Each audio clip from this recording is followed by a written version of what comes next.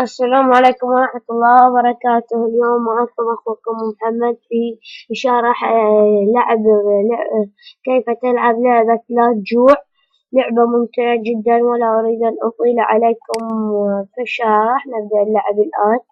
اللعبة هذا تقول على هذه الأيقونة. ننتظر قليلا حتى تفتح. ديسبلاي.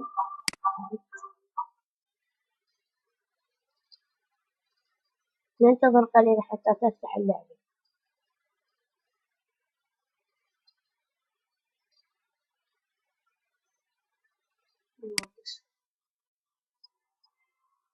نبدأ اللعب. اللعبة تدور حول رجل في الغابة، مثل البقاء حي على قيد الحياة في الطبيعة. أنا يمكن قص الأشجار لدي الفأس. أما أنتم أول ما تلعبونها لن يكون لديكم، لذا عليكم أن تجمعوا هذا الخشب. نجمعه كي نوقظ النار بالليل.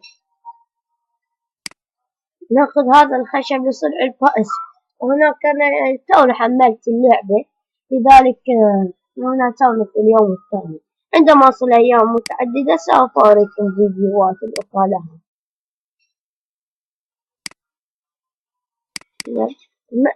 يعني اللعبة مساحة مفتوحة، أول ما تروح هنا تجد الخريطة، تضغط عليها. أنا هسه فاتح بس هاي المنطقة، وكلها تقدر تفتحها. وهذا الأرنب يمكنك أن تصيد الأرنب. أنا زي استراتيجية لك على هذا. أما الورد يفيدنا في هنا. ترون عدادا للطعام، وهنا عداد الدم. إن هاجمتك الوحوش أو العناكب فسوف يقل، وإن مت سوف تعيد من اليوم الأول. هكذا نسل. يمكن تغيير اتجاه الصورة من الاتجاهات التي في الكيبورد.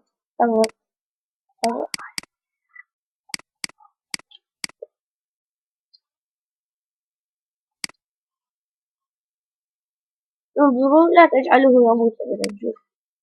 هذا جزر.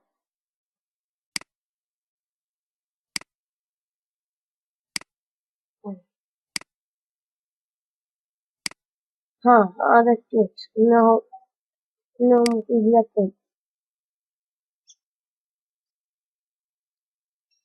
مفيد للطعام. أنا سوف أجمعهم، وأنتم أيضا يجب أن تجمعون.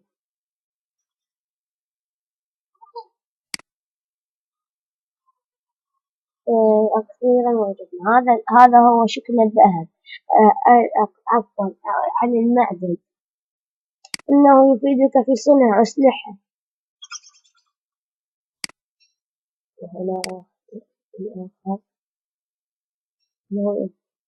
وهنا تجدون وكر العناكب. إن ضربته سوف تخرج لكم العناكب.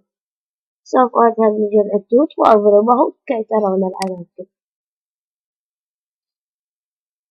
وهذا هو شكل الجزر على هذه الهيئة. تروح لتأخذه.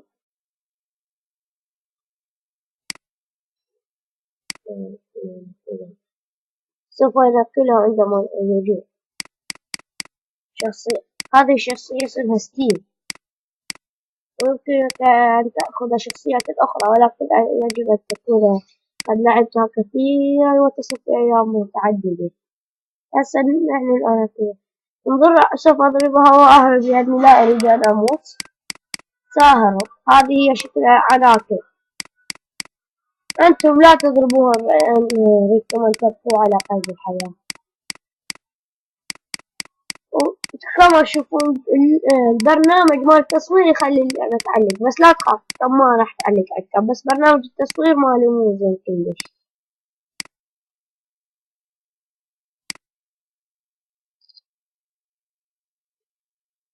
والآن ناخذ هذا نسيبه.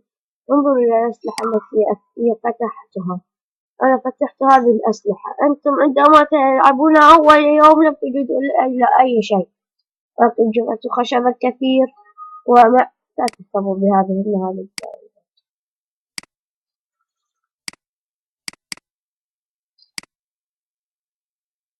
نقطع الخشب.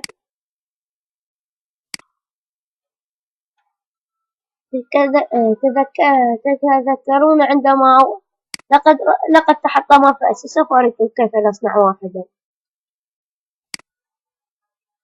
اكتبوا علينا ضغط عليه. ايش عليه هذا هو.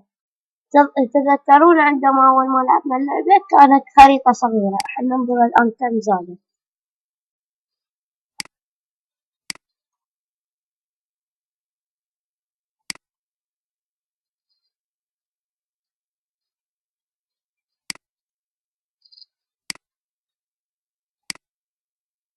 انظروا انظروا كم زادت اللعبة. شوفوا، كانت صغيرة والآن أصبحت تختلف شكلها وأكبر. نعم، هذا الغراب لا يمكن تصيده إلا يعني. أنت ما راح تعلق عليكم اللعبة، بس أنا شي برنامج التصوير تعلق. صدقون اللعبة حلوة، ممكن لعبها أونلاين. سوف أشرح هذا الأونلاين في حلقات أخرى، فقط لا تبخلوا. إلى هنا ينتهي شرحنا اليوم. لا تبخلوا علينا باللايك ولا تنسوا الاشتراك في القناة.